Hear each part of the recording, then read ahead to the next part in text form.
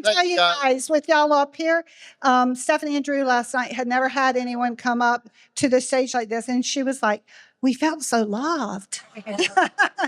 So you know what? It's the crowd that brings out the speaker. Amen. You know, your excitement, your response, people can feel that. And so they give more. So you guys are awesome. So Yes, thank you. Are. you. Yes, you are. All right.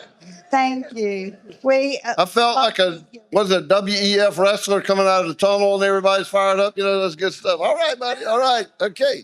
Good deal. Thank you so much. We felt so welcome already. And this is just so fun to be with you guys. And so many people I saw backstage we hadn't seen in years. It's like a big reunion. It's so fun. And we are honored to be here tonight. Why don't you start off and then we'll just kind of kick it off. And did you want the picture up or wait till after? Yeah, let's do that. Why don't you introduce the family? So you guys have a picture of our family. If you'll go ahead and put that up. There you are. This was our Christmas picture this year that I never actually got sent out. Danny actually texts people with it instead of me sending out cards. But this is our family who we love so much. So thankful for everyone in that picture. Tell them who they are. Okay, so. It's probably right. Oh, right here. There we go. So on the front, we've got Poppy, then Nixon, then Sydney. Explain whose family, who goes with who. Okay. Nick and Stacy are on the left with Poppy and Nixon. Nick is her husband behind her, and you see Louie on Danny's lap. In front of Louie is Sydney, who is our 24-year-old. And then on my shoulder is Griffin. Her twin brother is beside her. Then Sibby in the back, Drew, Steph, Sailor, and then Sterling in the front. And the dog's name is Buckets. Sailor, our oldest granddaughter, Drew has gotten her hooked on playing basketball. In fact, he's their middle school basketball coach. And so far this year, they're undefeated. And he thinks he's the Coach K of middle school basketball, okay? It's a homeschool team, so he doesn't work for a school or anything.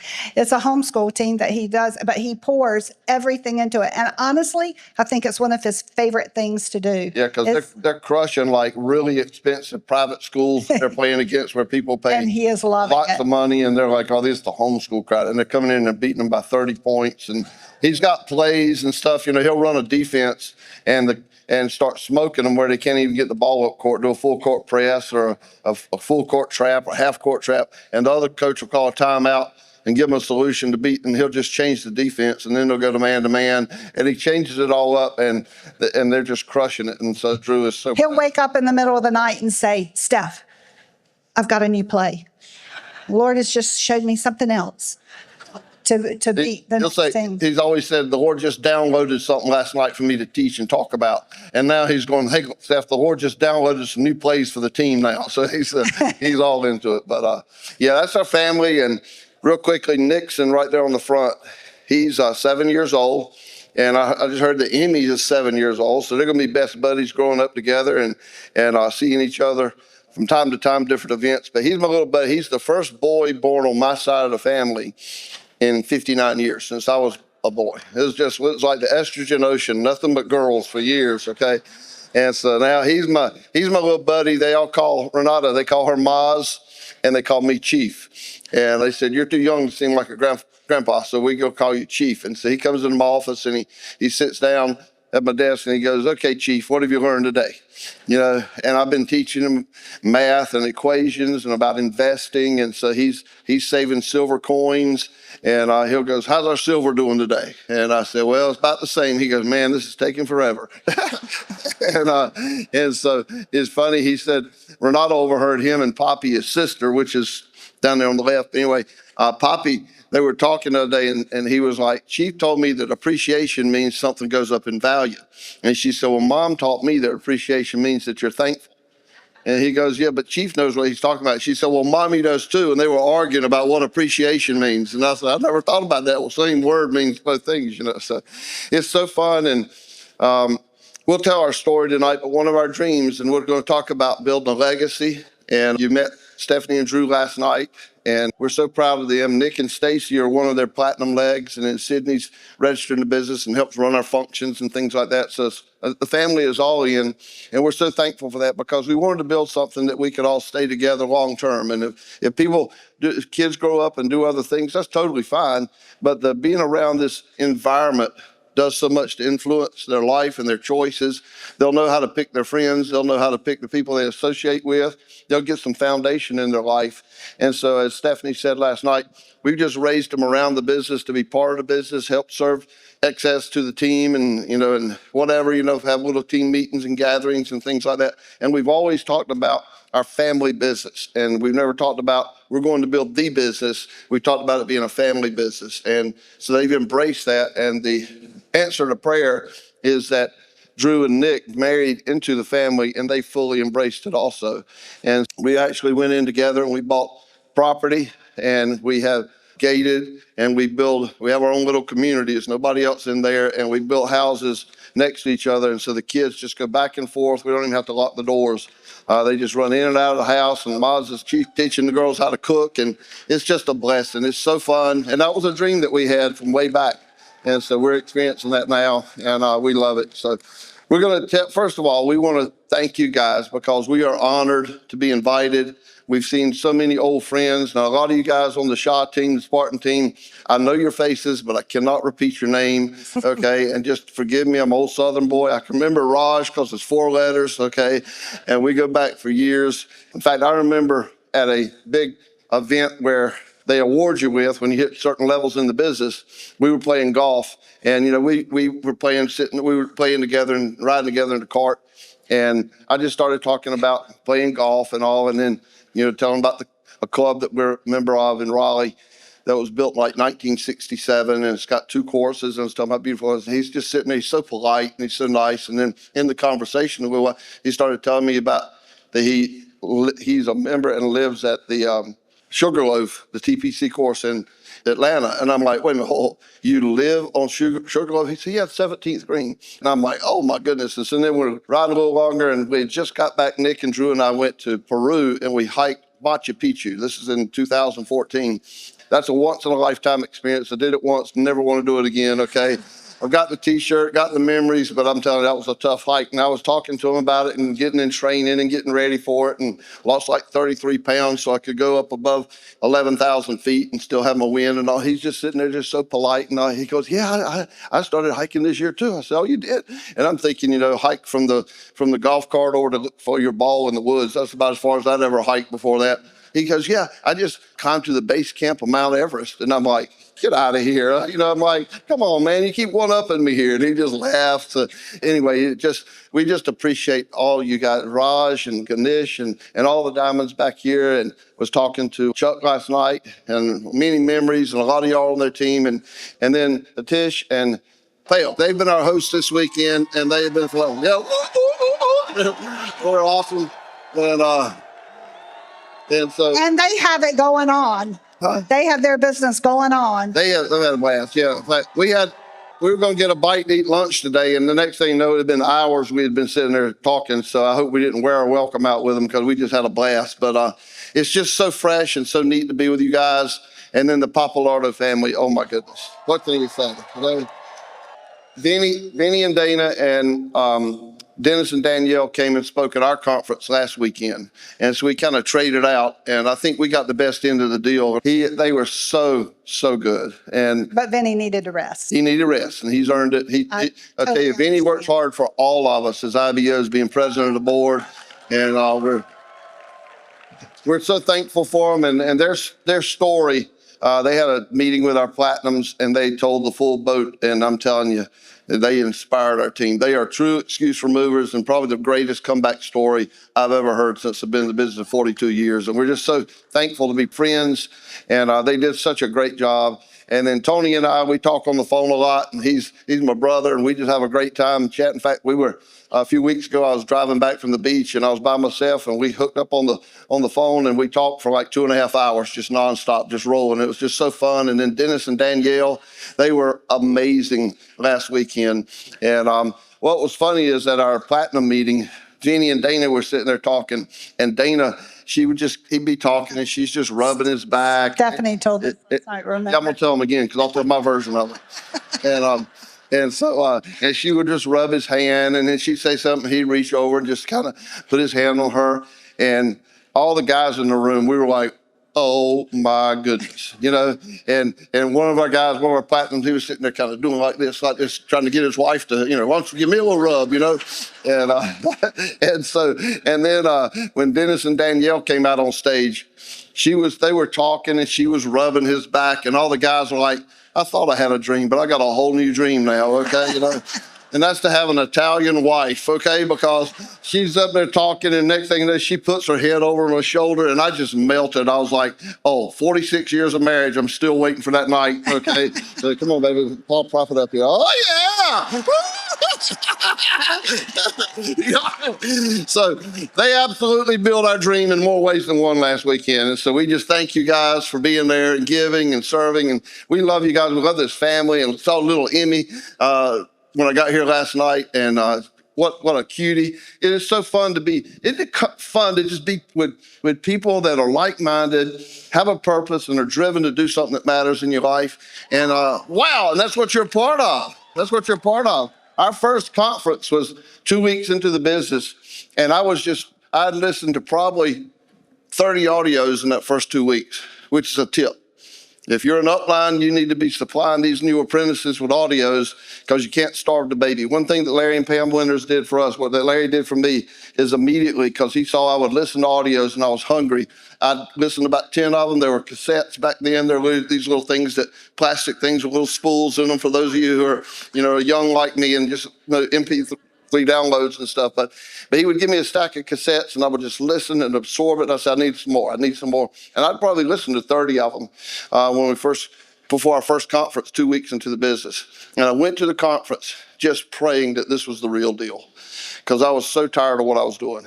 And we'll cover our story tonight, but that weekend, it was what I dreamed of and prayed for and even more because I saw people that were working together, unified, no big egos, everybody working together for the betterment of everybody. And we went through the whole weekend from the start on Friday night all the way through Sunday afternoon. We didn't miss anything. And by that end of that weekend, I knew this is what we're going to do with the rest of our life. And we've not backed down. We've had times where it wasn't working and we would get frustrated, but you know what? We don't quit. And Stephanie said it last night. Motto in our home has always been snipes don't quit. And they do have in their family room in the basement, big, like a mural on the wall, Tidwells don't quit, because they're teaching their kids the same legacy to not quit. Because you'll go through valleys, but you don't lay down and take a nap and camp in the valley or talk about the valley. You keep your eye on the prize, and when you make it out on the other side, because you've gone through a test and you stood the test. See, if you quit in the valley, if you quit in the test, okay, nobody cares. You know why? Because they're thinking about their own life. So many people love to just, how you been doing? Oh, and they start dumping everything in their life like somebody who actually cares. You're sorry you even asked the question, okay? But here's the thing. If you make it through the test, now you've got a testimony.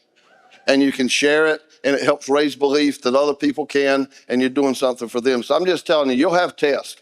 All right, but if you'll just stick with it, you'll make it through and you'll have a testimony that will inspire others. And that's what you've got in your leaders. And we're just honored and thankful to be here with you guys this weekend and share. So we got some fun tonight. So why don't you kick it off? So Danny and Renata Snipes from Raleigh, North Carolina. We have lived in Raleigh our whole lives. We were born there and have stayed there. And Danny was working at a dealership and Larry came and got a job there. Why don't you tell them about high school when you treated me so bad and things like that? Because I made it through that valley. It's a testimony for me now. Oh, everyone get out your violins and just start.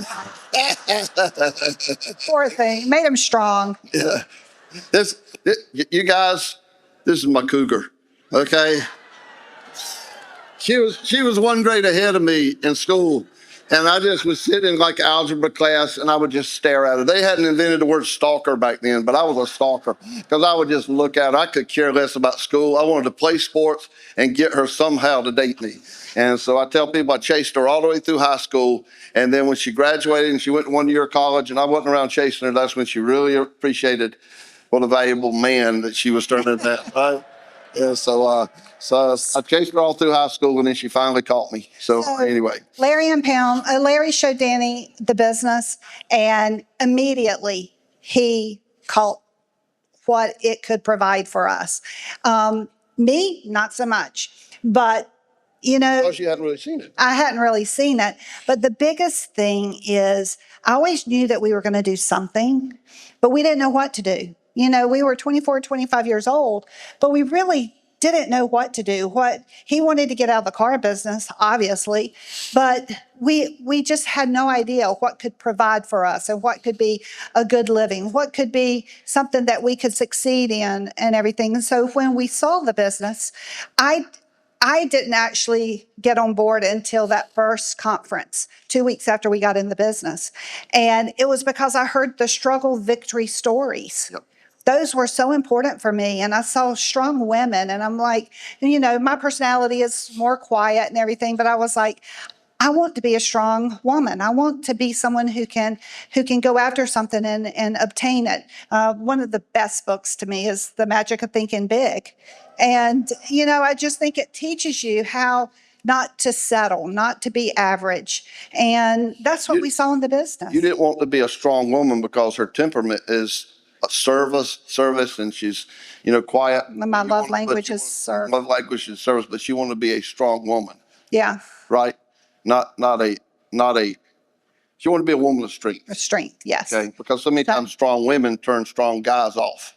And the last thing you want to do is turn the guys off, because sometimes those are the chargers in your business. So just be a woman of strength, Right. and be an inspiration. And I just think that's what this business is full of, is women who are women of strength, who are out there growing and becoming and knowing what they can achieve.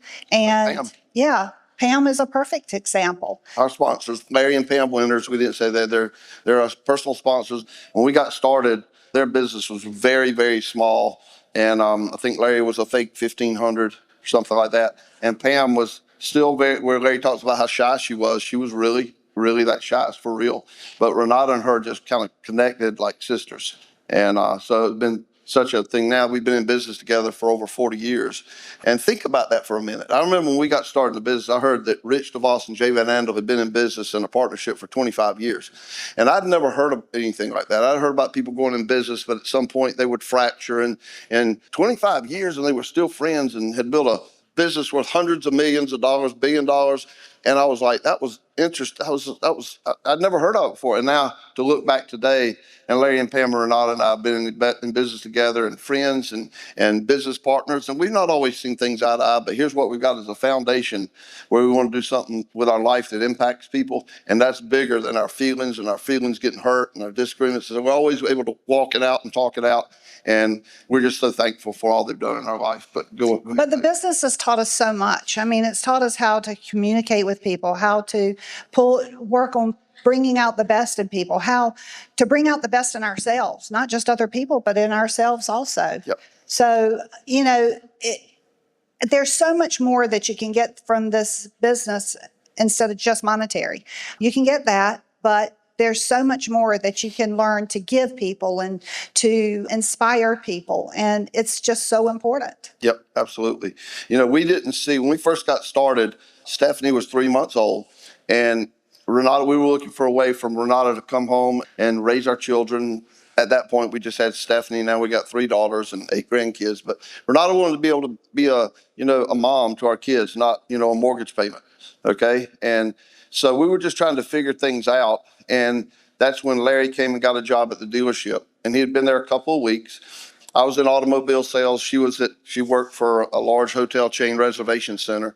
And she had progressed in her job, and she was a supervisor there, and she was proud of that and her accomplishment, and I was too. And I was top salesman at the dealership for years, but it wasn't fulfilling us. There were days when the weather was bad, there wouldn't be any people come in to buy a car, and I would be sitting there at the stoplight going home that night. And many times I'd get teary-eyed, and I just think, God, there's got to be something better than this. I just spent 12 hours today, didn't make a dime, and spent time with people that I don't respect and don't have the same values in life or heading in the same direction, but I'm here because I need a dollar bill. And I was like, there's got to be something better. And we didn't know it was this, but boy, we jumped on it when we saw it. And so Larry came and got a job, and I told him about Renata having a baby, and we're just trying to figure out how to have her home, but still be productive because she's very smart and knows, how to do things. And he goes, well, I can tell you about a business that I'm being coached in. So I was like, sounds interesting. But then pretty quickly I figured out it was the Amway business because we had friends who were great people, and they were like straight A students and smarter than us in school. And we grew up in the same neighborhood and all. And with her, and she married a guy that was like her, and great folks, they got started in the business and invited us to go over and to a meeting and check it out. So we did. And when I left the meeting, Renata wasn't with me. I liked what I saw. I was like, gosh, this looks great. But my brother-in-law, who's 10 years older than me, he had some friends who had done the business, and he started talking me out of it on the way home. And so I never even listened to the audios they loaned me that night, but I watched them for the next 3.5, 4 years. And I just started realizing, my opinion became, it must not work, because if it was going to work, it would work for them. They would go to conferences and things like this. And so when Larry came, got a job at the dealership, and we started talking, and he mentioned about he's been coached and taught about how to build a business from home that he and Pam could do, and Renata and I could do something like that. And I was interested because I didn't have a lot of capitalization to start my own business out there, or anything. We were just young, and all I knew was the car business. My dad was in it for 38 years, and I just kind of grew up. And when I lost my first job because the company shut down, I went to see Dad, and I got hired that day, and I was kind of there working for 11 years on a conversation with the owner of the business. Said, you want to try selling cars? And I said, I'll give it a shot. And so I based our whole future on, I'll give it a shot. Well, too, we were taught how to be employees. Yep. Our parents didn't have their own businesses, and so we didn't know anything about taking charge and taking the bull by its horns and just working at something and building something. And this is the opportunity that came our way. Yeah, her dad worked for the telephone company. And my dad, as I said, was in the car business. And his dream was to have his own dealership one day. And he got the franchise dealership for a new franchise for Chevrolet in Raleigh, North Carolina, which is where we live. And he was so excited. And I wasn't but about 6 years old. So I vaguely remember it a little bit, and building the building and the property opening and stuff like that.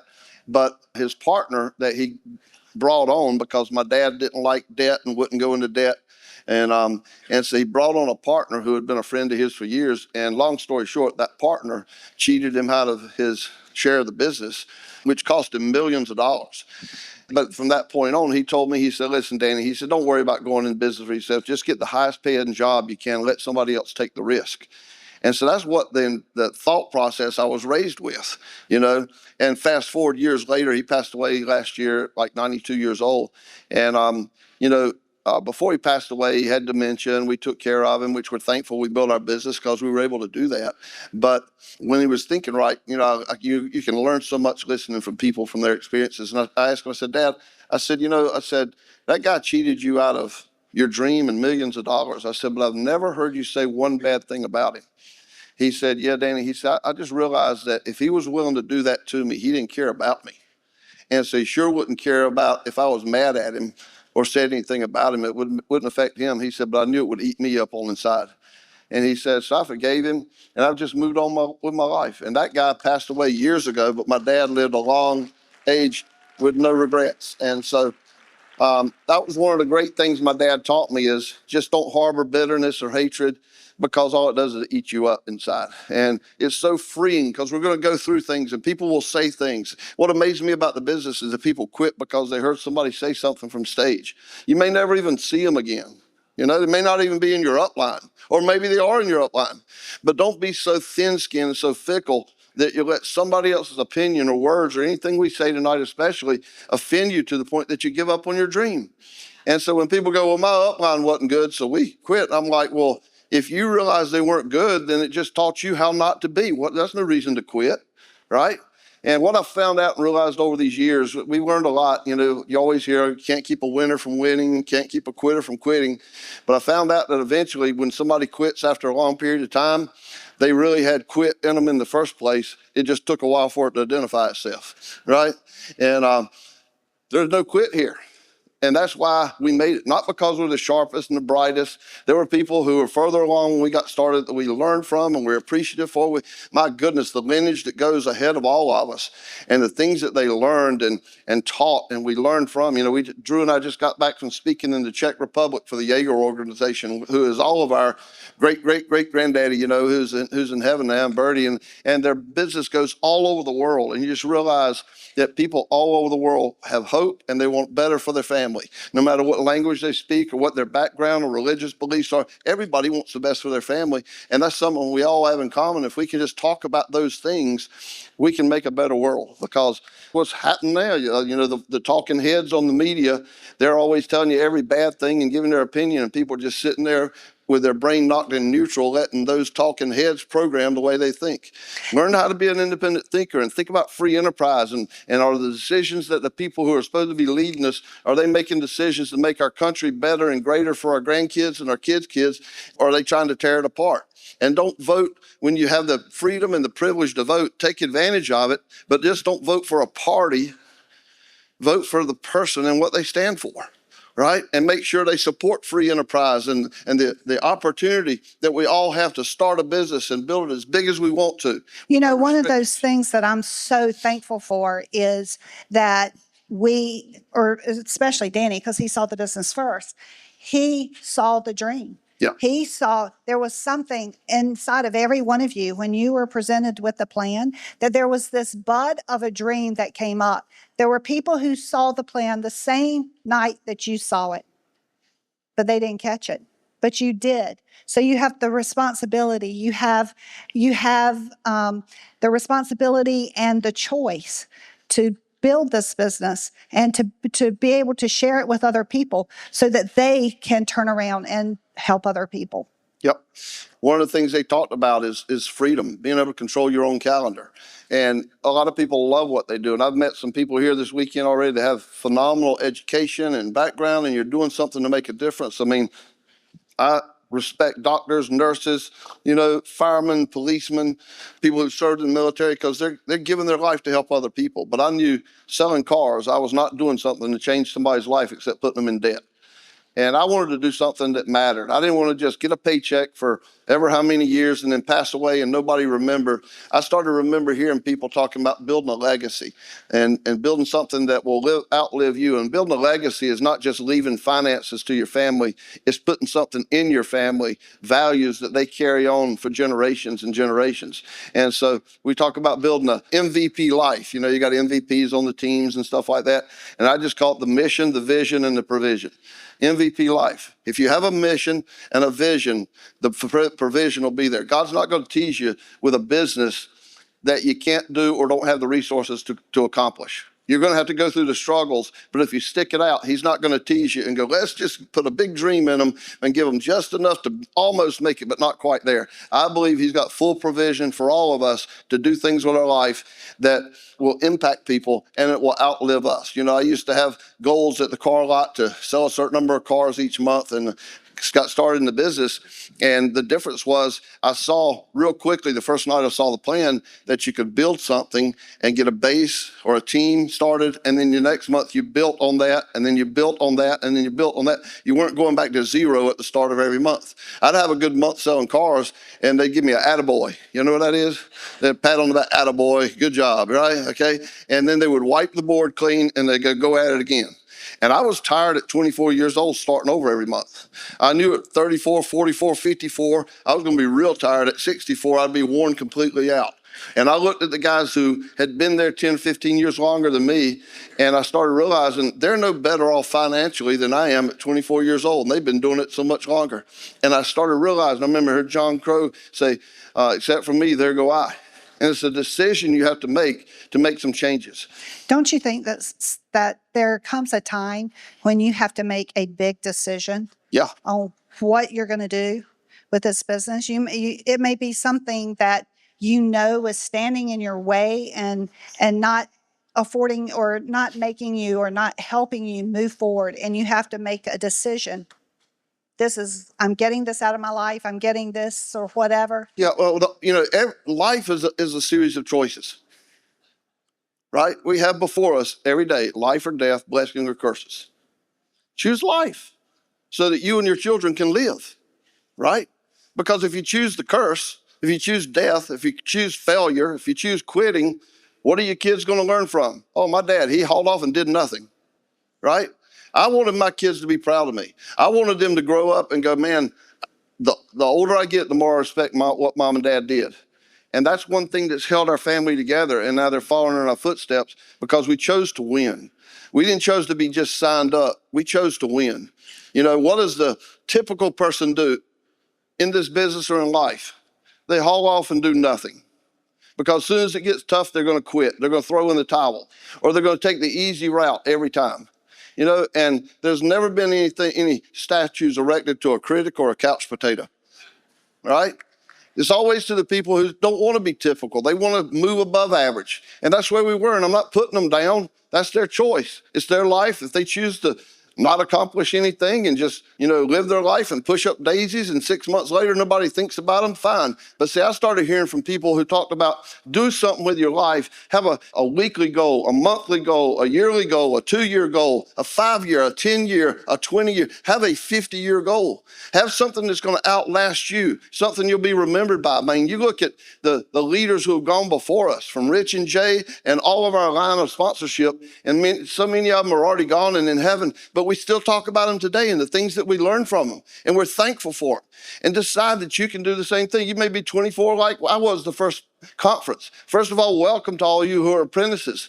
Don't just take this as a hobby because you didn't have to pay to get started. Nothing is free, and somebody's paying your bill.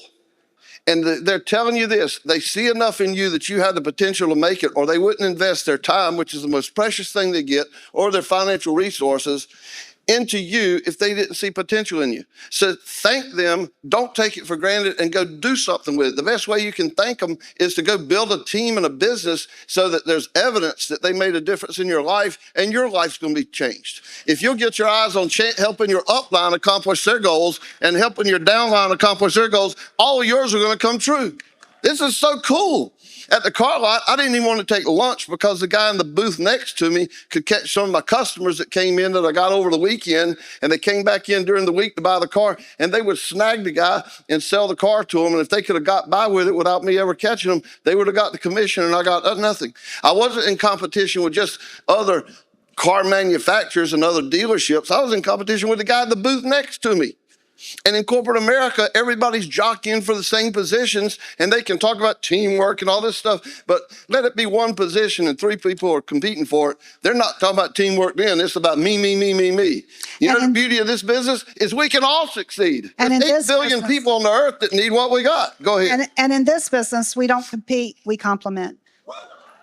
Say that again. That's a good statement. We don't compete, we complement.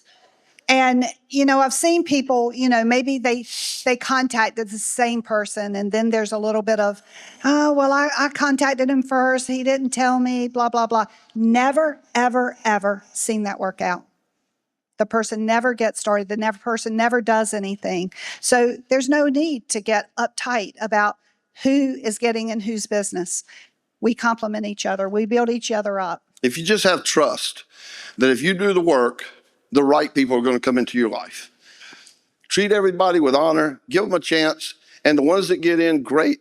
The ones that stick, great. The ones that don't get started, fantastic. Saved you time. The ones that quit, hopefully and pray that they learned something while they had the time to associate with you. Be thankful they kept you excited for another day, and just keep looking for the people that are already out there. See, when I started realizing the essence of faith versus hope, I built the business for the first 4.5 years on hope. Just crossed fingers, hoping that I was going to find the people that wanted to do this. Mm-hmm. And finally, one night, I was to the frustration point. After 4.5 years, we were at 1,900 PV, and we had spiked that month, okay? All right? And it wasn't because we were functionaires just going to functions and enjoying the environment. We did that. We were doing something. I put 20 marks on my mirror in an erasable marker, and so I could keep it in front of me all the time. I put 20 little ticky marks up there. And each time that I did a QI or talked to somebody about show the plan, I would wipe a mark off. And my goal was to show it to 20 people a month. Some months I hit it, other months I didn't, but I came real close over a period of time of doing it. Probably averaged about 15 plans a month for like 5 years to go platinum, okay? People got in, people quit. People got in, people quit. And there were points I would get frustrated. Those ticky marks kept me on track. And it also, she'd walk in there and see the marks coming off the mirror, and she knew that I wasn't just talking it, I was walking it. Now, the beauty of the business today, women can talk to people just as good as we could. But back then, somebody had to kind of handle the orders and the products. Everything wasn't online, and then somebody was the communicator and the connector. And so that's the role we took. Well, now, I mean, you don't have to wait for a spouse. If you're a single lady or a single guy, go tear it up, because everything being online, a lot of that administrative work is done for you. If you're a team of husband and wife, both of you, it doesn't just add. When two are in agreement, it multiplies. You can take two Clydesdales and they can pull like 8,000 pounds each. Big horses, you know, like the Budweiser Clydesdales. They say they can pull like 8,000 pounds. And so you hook two together in a harness and you think, well, that would just double their pulling power. They can pull 16,000. No, it multiplies. They say they can pull over 32,000 pounds together. And that's what, when you're married and your spouse and you're together, there's no limits on what can happen. It's the multiplying factor. And great things can happen. Great and greater things than you ever imagined. I believe we have a God that wants to bless us exceedingly abundantly above all that we could ask or think, if we just give him the honor, the glory, and the thanks for it.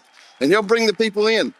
And so when I realized that it wasn't a coincidence that Larry came and got a job at a dealership. It wasn't a coincidence that she had had a baby 3 months before and we had a reason or a why. Our gap, as Drew was talking about last night, is I knew there was a gap, because I'd get up in the morning, I'd go to work, and our baby, Stephanie, would be in her crib asleep. I'd get at home at night and she'd be asleep, and I'd go 3 or 4 days and not see her awake.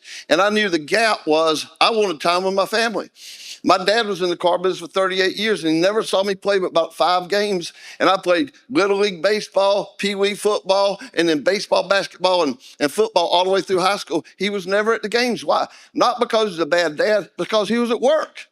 And I saw myself going down this same path, and I wanted this so much. And so I remember one night, I got on my knees, and I was not to the quitting point, but I was at a frustration point. And I got on my knees and I just closed my eyes and I said, Lord, I don't know what the deal is. I'm doing the work. We're registering people, but it's just not taking traction. And I just said, I just lifted up to you. And it was like on barbells. And I just lifted it up to the Lord. And I said, I'm leaving it with you. And I know you know the people out there tonight that need something or praying for something. And I'm going to ask you to give us that divine intervention and connection where I bump into them at the supermarket, at a gas station, or wherever, and just lead me to the people, and I'll do the work. And you know what I did? I brought my hands down and I left the barbell with him, and the pressure was off. Now I knew that there were 6 out there for us. And there's 6 out there for you too. See, the whole business is you go platinum and then take your skill sets and the things you learn and teach other people how to go platinum. And you can help as many as you want in width, personally registered, or down in depth, down there teaching people how to lead and teach. And that's what the business is all about. It's not all about you. Listen, as you progress in the business, you'll get so much recognition. I mean, we walk on stage and you guys are up here cheering and hollering. We're just Danny and Renata from Nightdale. I was a high school push out. Okay? I'm not as smart as a lot of you dudes are. You know, I've met doctors and scientists and engineers in here, and I'm like, man, that's so cool. And you're listening to a high school push out where my teacher told my friend, my best friend, he said, you need to quit hanging out with Danny because he's never going to amount to anything. He was a straight A student, didn't crack a book. I didn't crack one either, but he made A's and I didn't. Right? And so when you have those things, my 3rd grade teacher, I remember my sister, she had the same teacher, and she would come up, she'd grab my ear and she'd go, your sister could draw circles around you. And I still remember it from the 3rd grade. That's how powerful words are, and people with authority and influence in your life. I still remember it, but I chose to reject that. But you never had anything that sparked your interest. You didn't Except have you, baby.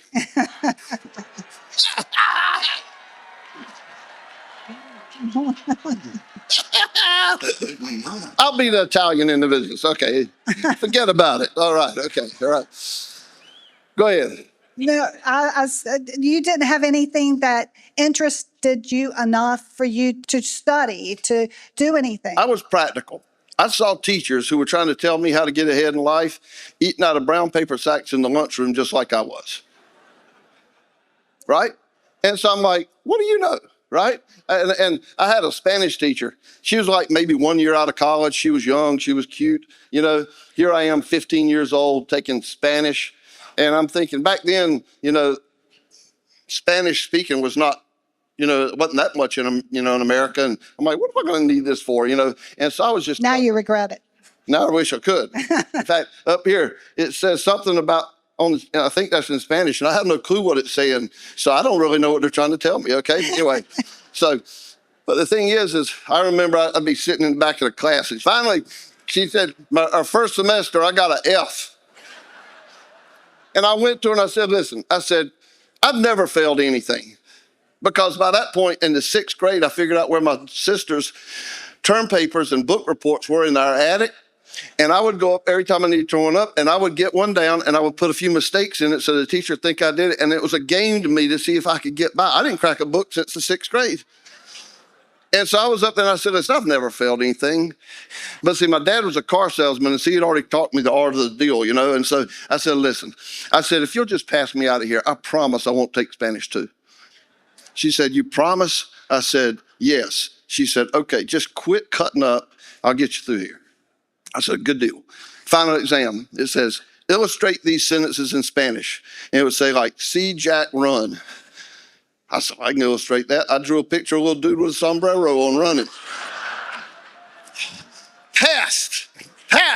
I graduated from Spanish 1. Woo-hoo! I can say, 1, 2, 3, 4, 5, 6, 7, 8, 9, 10. How? I'm just glad I learned how to count at least to 6 and beyond. There's a tip, okay? And so the thing is that, listen, here's what I saw. When I saw this business for the first time in my life, I saw something I wanted to do. It wasn't that I was not capable of learning or that we weren't capable of learning. It's the first time we ever saw something we wanted to study and be students at. And it wasn't really that you liked everything you had to do. I hated building a business. I didn't like talking to strangers.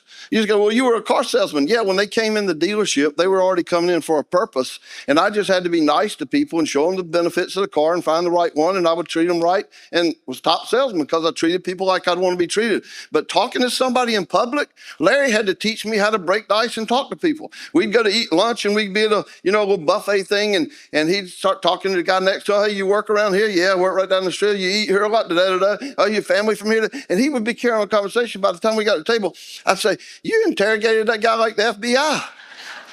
He said, Danny, I'm just being friendly. He said, I may never talk to him about the business, but it doesn't hurt to make friends and be in practice. And who knows, we may connect. And so I had to try to start talking to people. And you talked to everyone. What? You talked to everyone. I talked to everything that moved. Because you were going to stay in practice. I wanted to stay in practice, and we didn't understand filtering back then. They just said, throw mud up on the wall and see what sticks. So I was throwing a lot of mud up on the wall, okay? No filter. I love vetting people so you don't waste time and money. It's awesome. But that's not what we were taught. But I started talking to people. I would see somebody, I'd say, hi. And they would go, hi, and I would just keep right on walking. You know how you make eye contact with somebody and then you kind of turn your head like, no, I didn't see you, right? Okay. Now, I graduated to, hi, how you doing? And I wouldn't even stick around to hear their response. And I had to overcome that. But you know what? I was not going to let my fear of talking to people keep me away from taking care of my wife and being the hero for my kids one day. Because, see, I knew I'd never see that person again. But I was going to see her for the rest of my life. And I was going to set the example for my kids. And I was not going to let the fear of what somebody thought or the intimidation that is trying to throw on us about not talking to people hold me back from accomplishing all that I was destined to do. Right? Right. We got to really quick before we end, just to let you know, we were in qualification and Danny. That's when you go platinum and you got 6 people qualifying platinum. Yeah. Okay. So we were at this point in our business. And Danny and the guys were out riding motorcycles. And he was riding too fast and flew into a tree. So he had helmet, pads, everything on. And one of the guys on our team came by the house and said, have you heard from Danny? Speaking of mine. And I said, no. He said, well, they just called me from the church and said to pray. And I'm like, well, that definitely isn't good. I mean, it's good that they did that, but not good that They didn't call you, they called the they church. called. Yeah, they didn't call me. So he took me to the hospital. Danny was in emergency room. When I finally got to see him, his neck was probably this Wide from wide. my shoulders. Yes. And you could tell where blood had been coming out of his ears and his mouth and everything.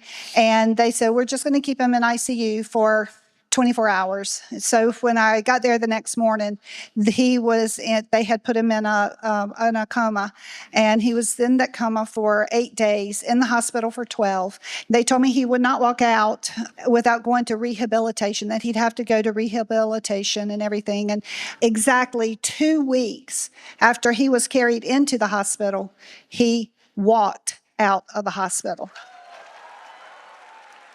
So, that's one of those things I learned in the business too. How do you eat an elephant? I mean, because every day wasn't beautiful. Every day was not the greatest. But how do you eat an elephant? You eat him one bite at a time. And I knew I don't that know.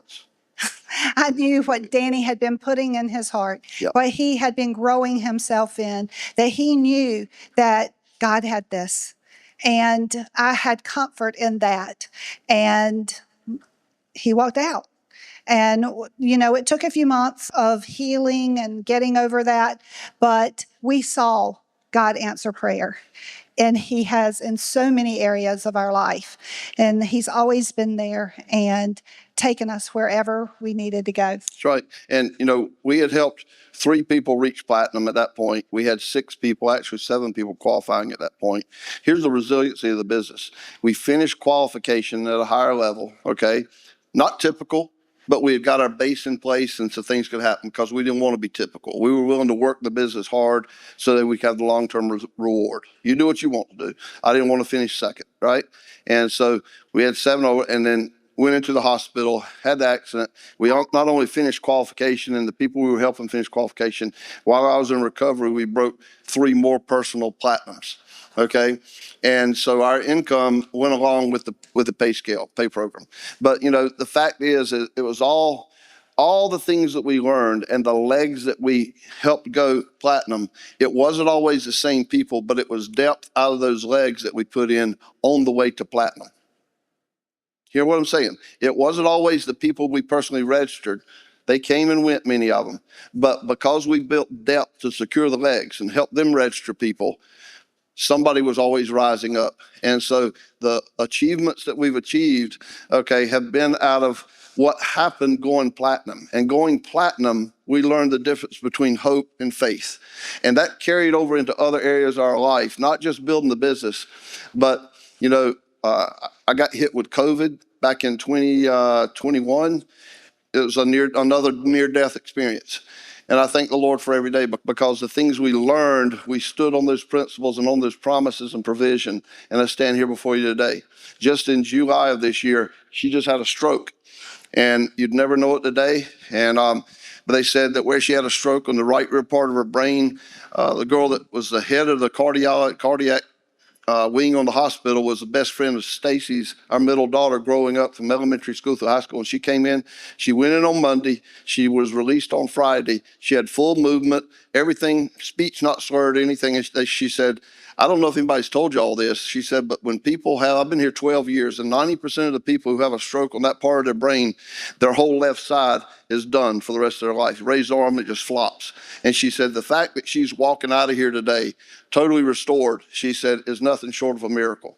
And so I just thank the Lord for that, and like 5 days after that, Sydney, our youngest daughter, was driving down this curvy road going to our house, and a kid, 16 years old, just got his license. He was testing his abilities out, and he was going 70 to 80 miles an hour, came across the lane, and right at the last fraction of a second, she just jerked her car, and he hit her right behind the driver's door and just ripped the whole back end of the car off, and she spun around, and his car just went tumbling down the road another 100 yards like a NASCAR wreck.